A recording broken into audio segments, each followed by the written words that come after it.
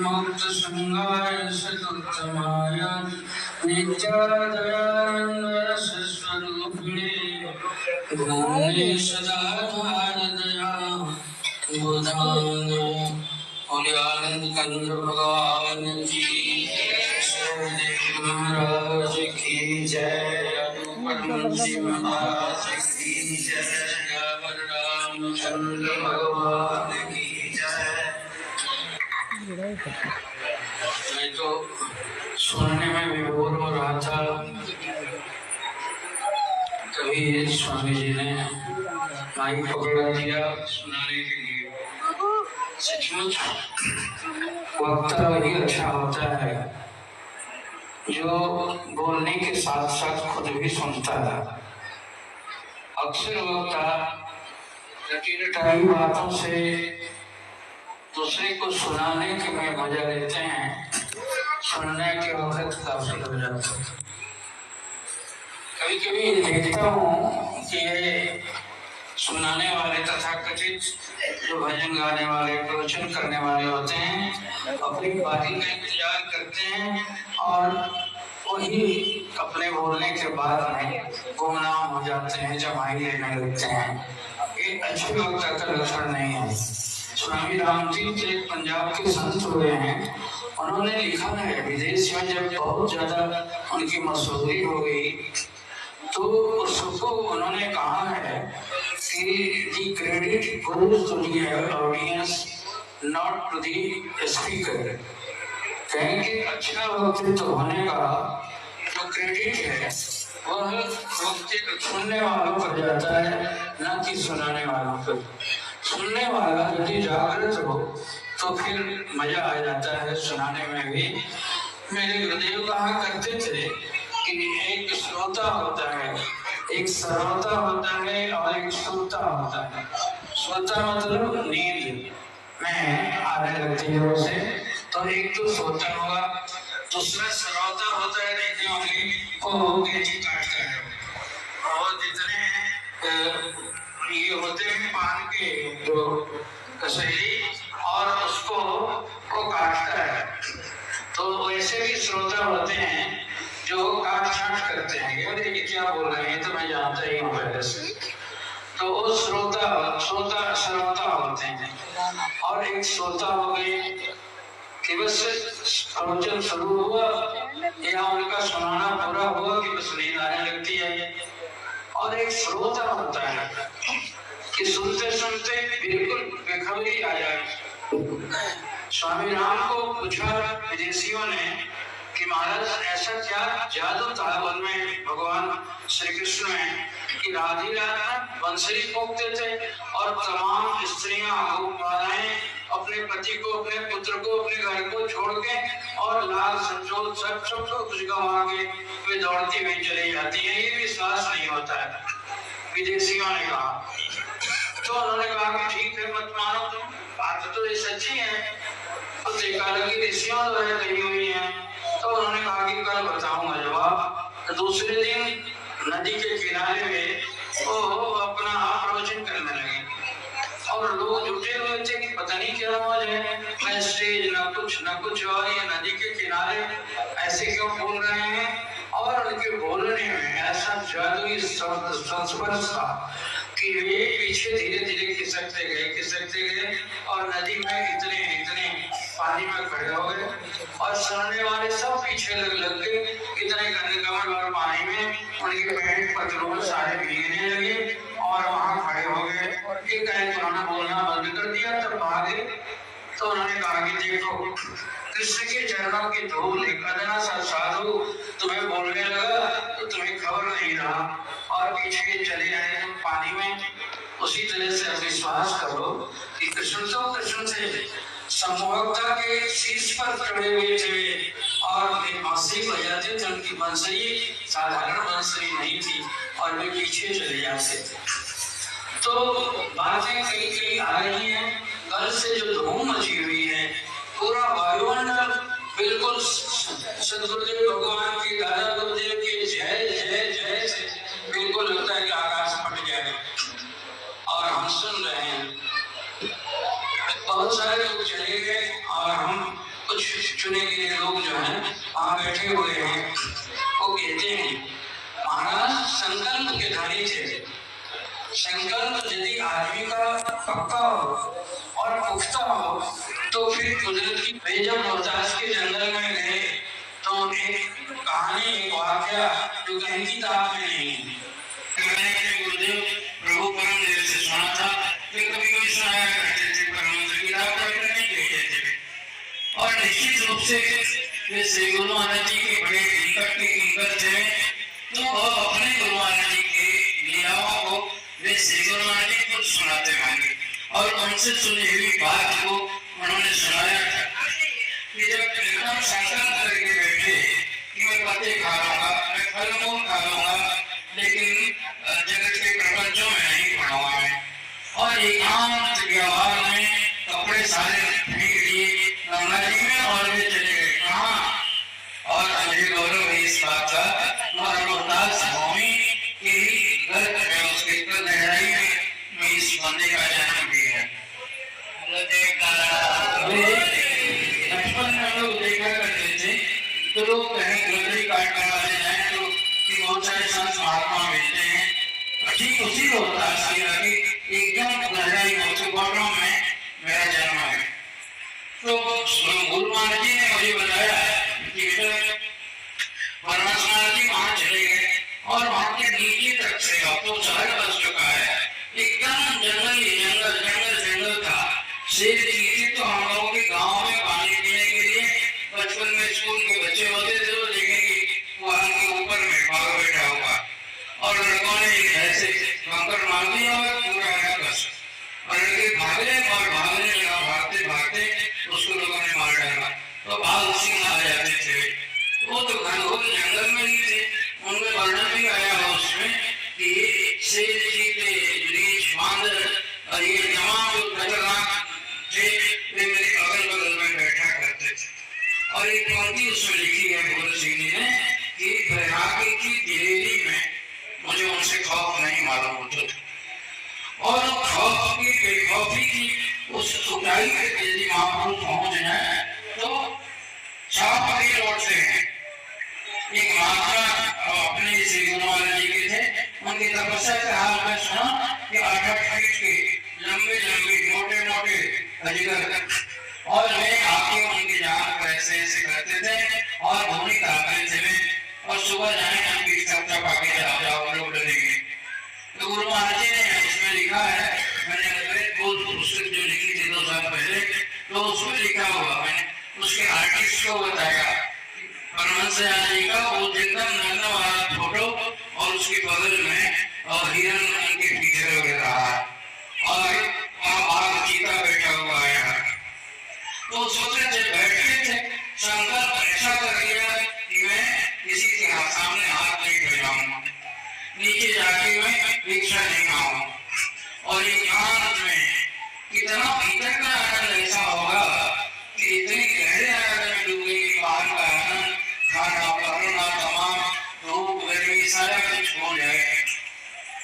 तो बड़े दिनों के बाद कुदरत ने प्रेरित किया, एक ऐसे बड़ा था नीचे के गांव में और वो पता नहीं कौन सा गांव का नाम बोल रहा हूँ मैं, उस गांव का था, लकड़ी काट के जाता था वहां पर तो देखा ही तो वहां पड़ा हुआ और इन्होंने आंखें बंद की थी, उन्होंने ताका तक नहीं और वो लोगों की श्रद्धा ऐसी कि वो गाय में फलता था तो वो लेके दूध चलाने दूध पर में आने के लिए गुरु महाराज जी को दिन में एक बार हो जाता था और वहां जाके और रख देता था और वे उठ के जंगल में घूमने लगते थे, देखे कि वहाँ कहाँ जाना होगा तो वे जंगल में चले जाते थे और वो वहाँ की गुफा में दूध और 2 रोटी रख के आ जाता था और दूसरे दिन वो खा लेते थे, खा के घूमते रहते थे तो बर्तन उठा लाता था और दूसरा बर्तन वहाँ छोड़ आता था।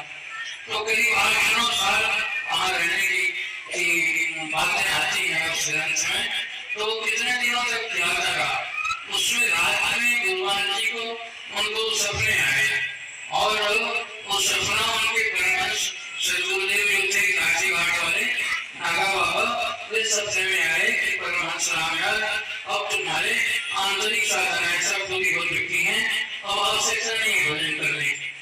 ऐसे तो उन्होंने लिखना भी है कि जो दीक्षा थी उसकी कार्रवाई आंतरिक तौर पर तो करते रहने जब तक मां मरी नहीं, उसके बाद आप जारी कर लेगा अपने संन्यास को, तो उसी समय आंतरिक कार्रवाई सब मेरी पूरी हो चुकी है। अंदर की साधनाओं से जो सदगुरु के उपदेश से जो पाना था, तो 8-9-10 वर्षों तक ही उन्होंने कहा कि मैं सब कुछ पा चुका था। वे उनके वचनों से, उनके वाक्य से ऐसा लगता है कि पूर्व जन्म से की सिद्धि थी। उन्होंने अपने गुरुदेव से कहा भी है कि महाराज मेरे संस्कार ऐसे लगते हैं जैसे मेरे पूर्व जन्म में ही सब कुछ पूरा हो चुका है, आप मुझे विवाह के बंधन में बंधने के लिए मत कहिए। और पूरा हो चुका है, लगता है कि कुदरत ने मुझे किसी खास काम के लिए पूरा हुआ है। तब तो 180 साल बाद आज पूरी जिंदगी बज रही है उनकी, तो जाता था रोटी पहुंचाता था। एक दिन दूसरे दिन जब रोटी लेकर गया, पहले वाला रोटी जो थी नहीं पड़ी हुई थी और महाराज से नहीं, उसने सोचा कि पता नहीं उनकी तबीयत खराब हुई कि क्या हुआ, तो उनके पीछे करते हुए जंगल में ढूंढने लगा। तो महाराज रहते थे अलमस्त नोट बंद सालों और वहां पड़े हुए थे। उसने विनती की कि महाराज कल का भोजन पड़ा हुआ है, आपका भोजन क्यों नहीं किया, आपकी तबीयत खराब थी। महाराज हंसने लगे, तबीयत नहीं खराब, उसको रुचि नहीं हुई उस रोटी को खाने। कहा कि क्यों नहीं रुचि हुई आपको, मेरी सेवा थी, आपने क्यों नहीं क्या किया। कहा कि उस रोटी के को लेकर तुम्हारे घर में कोई विवाद पैदा हुआ है, इसलिए उस रोटी से विवाद की बू आ रही थी, इसलिए हाथ नहीं बढ़ा उसको खाने के।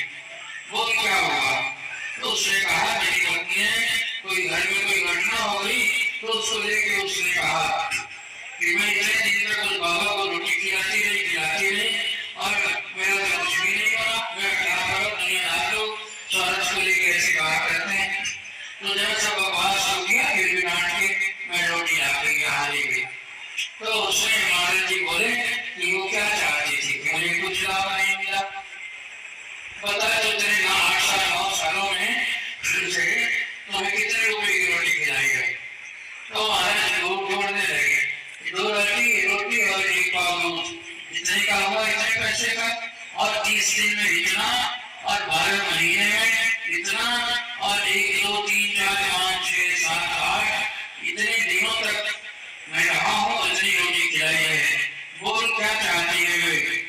और 9 साल को बढ़ा के उन्होंने कहा कि तुमको 18,000 दिया, 18,000 का आदमी तुम्हें बना दिया, और गाँव में गए 18,000 रुपया नहीं मांग रहा हूँ। उस भागी औरत ने ऐसे कहा था ना, उसे कुछ चाहिए था, इसलिए जा तुम्हें 18,000 मिल जाएगा और कल से मत आना। और गुरु की आज्ञा से वे वहां से विचरते हुए चले गए। और कहाँ उसमें वर्णन आता है, नदी के किनारे रहा करते थे अक्सर, और वहाँ मजा आता था, एकांत में रहते थे, पूजा करते थे। इस तरह से भी घूमते हुए एक यायावर की तरह वे चले गए पश्चिमोत्तर सीमा प्रांत में, जिसकी कल बहुत सारे संत चर्चा कर रहे थे। श्री गुरु महाराज जी जब 3 दिन नहीं आए और तब उन्होंने कहा कि अभी सदगुरु के पास जाने आएगा, मानस नहीं बना हुआ है, तो अपनी माँ के साथ आए। तो उन्होंने कहा कि परामर्श आ रहे हैं, उनको आने दे। और जब उन्होंने कहा कि आ गए भैया, कहा कि हाँ महाराज आ गया, और ठीक किया जो आ गया, तुम्हें ये लेने के लिए छपरा से यहाँ पाकिस्तान आना पड़ा है, अब नहीं आते तो देर हो रही थी, तुम्हें घर से निकालना पड़ता। ये वाक्य मैंने परम प्रभु से सुना था। उन्होंने कहा कि अच्छा किया जो आ गया, नहीं तो तुम्हें लेने के लिए ही आया मैं छपरा बिहार से, और घूमते घूमते आया हूँ। और सारी बातें तो बहुत सारी की थी, तो उसमें कुदरत ने रोटी की व्यवस्था कैसे कर दी, इसलिए उनका संकल्प इतना ज्यादा दृढ़ था कि उनको यहाँ से तुम्हें शरीर गौतम बुद्ध कहते हैं किसी आसन पर शरीर को सुखा दूंगा लेकिन उठूंगा नहीं, ऐसा संकल्प हुआ। तो आज वैसे बुद्धत्व को प्राप्त किया गौतम बुद्ध ने, आज सारे संसार में बुद्ध को अवतार रूप में माना जा रहा है। इसी आसन पर सुखा डालूंगा, हमारे संकल्प तो हिलते रहते हैं ना। एक रबिया संत हुई है मुसलमानों की, और वो बहुत सारे दिन वो काबा को जाती थी और पहलू के बल में, अपने घुटने के बल में और केहनी के बल में दंडवती करते करते जाती थी। उसके घर से पता नहीं कितना दूर रहा होगा। एक बार वो बीमार हो गई, और बीमार हुई तो नहीं जाने लायक रही, पाँव चल नहीं रहे थे तो नहीं गई। लेकिन जब वहां जाने की हर साल जाती थी, हर साल जाती थी, एक बार हाथ उठा के कहा कि आप उधर, अरे मेरे पहलुओं में बल थे तो मैं आगे आके चल गई, मैं आज निर्बल हो गई हूँ, तो तू तो नहीं ना निर्बल है, तो क्या दर्शन नहीं देगा इस बुढ़िया को? और संकल्प किया, और वहां से काबा जो मुसलमानों का परम तीर्थ है, वहां से एकदम गायब हो गया काबा, और उसकी आंखों के सामने आ गया वो तस्वीर। वहां हजारों जो हाजी पहुंचे हुए थे तो मुड़ गए कि जिसको मिलने के लिए हम आए हैं वो काबा खुद उनके तक चला गया। तो फिर वो बुढ़िया की तरह पूज्यमान है और उसको करने के लिए चले गए। उसी के जीवन काल में यह कहता है कि पेड़ के नीचे जब बैठती थी वो बुढ़ी, तो उसके ऊपर से तीतर बटे जितने पक्षी थे नीचे उतर आते थे, और उतर के उसके कंधे पर कोई ऐसे ऐसे ऐसे उनके मुंह से पान खुजला रहा है, और ये सब कर रहा था। तब तक से एक दूसरे फकीर कोई मिलने वाले आए, तो उसके आश्रम के दरवाजे तक ही थे, तभी की एकदम फर से सारे पंछी उड़ गए ऊपर। उन्होंने आके कहा कि माता, बड़ा अच्छा लग रहा था तुम्हारे ऊपर उनका फुदकना, उनको क्यों इसलिए उड़ा दिया? मैं भी तो उनसे खेलता। तो कहा कि मैंने उड़ाया नहीं, वो अपने उड़ गए। कहा अपने कैसे उड़ गए? मैंने बोला ना उनको कोई मारने की धमकी दी, ना कुछ किया। कहा कि कुछ कारण रहा होगा। तो उसने पूछ दिया कि तुम खा के क्या आए होगे? तो आज बटेर का मांस खा के आया हूँ। कहने की बस कह तो दिया तुमने, अब उनके जान के दुश्मन हो तुम, तो फिर कैसे रहते हैं आप? तुम दो चार को मरोड़ देते हो हमको। इसलिए कहा कि आत्मा आत्मा की आवाज को पहचानती है। जो पूर्ण अहिंसक वृत्ति को महापुरुष पहुंच जाते हैं तो उनकी स्थिति होती है। सांप बिच्छू भी, एक पहाड़ी बाबा हुए हैं गाजीपुर में, उनकी गुफा में सांप बिच्छू जहरीले उनके शरीर पर लौटा करते थे वे। तो हम हिंसक हैं, हम अपने मान के लिए दूसरे का मान हनन करते थे, अपने धन की इच्छा में दूसरे का धन लिया करते हैं। हमारे हृदय में वो हिंस भावना जब तक है तब तक तो वो कुदरत की एक चमत्कार नहीं हुआ करेगा। अनेक प्रसंग आते हैं परमहंस दयाल जी के, उसको कैसे उनके गुरु की निंदा की किसी ने, और एक दो तीन बार उन्होंने मना किया कि मत बोलो तुम, मुझे गाली दे लो, मेरे गुरु को मत बोलो। जब नहीं माना तो सावधान हो जाओ, और उठा के खंजर चला दिया, उसका हाथ कट गया और हाहाकार मच गया। आराम से बैठे रहे, ऐसे नहीं कि मार के भाग जाओ कहीं, छिप जाओ हम कहीं। तो उनके अंदर में तो पूर्ण अहिंसक वृत्ति थी। उस अपने गुरु के अपमान को लेकर उन्होंने ऐसा कहा था, और सब पुलिस में अदालत में वो केस गया। जानते हैं किताबों से कि गुरु महाराज जी को वहाँ 6 साल की सजा हुई, और जज ने पहले जब वहाँ राजा के गुरु थे बोला, तो जज ने संवाद भिजवाया कि कल अदालत में जब पूछूंगा उनसे कि आपने मारा तो आप ना कह दीजिएगा, तो बरी कर दूंगा मैं, नहीं तो मैं विवश हूँ सजा देने के लिए। महाराज बड़े गुस्से में आ गए कि मैंने मारा हो तो नहीं कैसे कहूँ, मैंने मारा है लेकिन 3 बार सावधान करने के बाद मारा है, मेरे गुरु का अपमान किया है इसलिए मारा है। तुम्हें जो सजा देनी हो वो देना, और नहीं दोगे तो मैं साफ दे दूंगा उसी अदालत में तुम, और उस सजा को भोगा।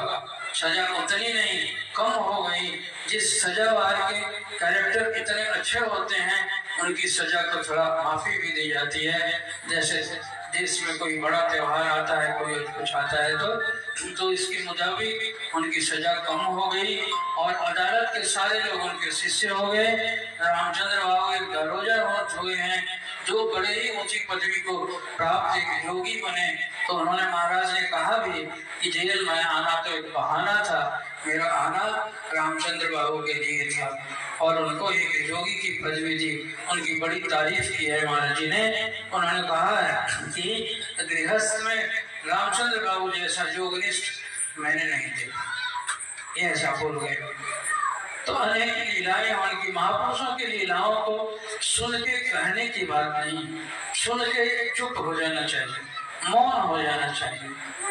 जो शब्द हमारे निकलते रहते हैं वो निशब्द दशा को प्राप्त करने के लिए ही साधना की जाती है कि हम निशब्द हो जाएं, शब्द मेरे गुम हो जाएं। हरदम जो शब्द निरंतर उठते रहते हैं वे गुम हो जाए और उसी गुमनाम की दशा को प्राप्त करना ही उस परम तत्व को प्राप्त करना। वो परमात्मा संकल्पहीन है और निशब्द है। वे उस मालिक के उस प्यारे बनने के लिए निशब्द बनना होता है। तो इसी साधना की युक्ति गुरुदेव प्रभु ने सिखाया, हजारों लाखों लोगों को सिखाया और हमें भी उसी की शिक्षा मिली है। उसका पालन करें। गुरुदेव प्रभु के शिष्य अनुचर कहलाते हैं। अपने गौरवपूर्ण से अपने गौरव बोध को न भूलें और इसी आनंद के साथ, इसी आशीर्वाद के साथ आज इस कार्यक्रम में भाग लेके गुरुदेव प्रभु के लिए नाच के गा के हमें उसका पालन करना चाहिए। महाराज सबको खुशी रखें, सबको अपनी विद्या को अपनाने के लिए आशीर्वाद दें। सबका कल्याण। हरि ओम। सत्संग दयाल सतगुरुदेव की